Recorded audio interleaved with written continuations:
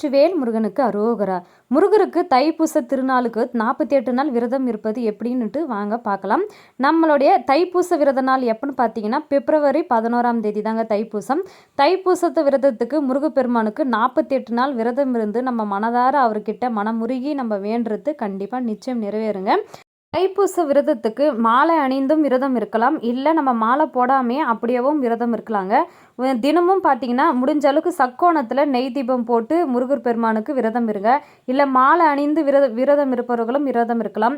இல்லை நாங்கள் 6 நெய் தீபம் போட முடியாதவர்கள் ஒரு நெய் தீபமாவது போட்டு காலையிலும் மாலையிலும் வீட்டில் தீபம் போடணுங்க.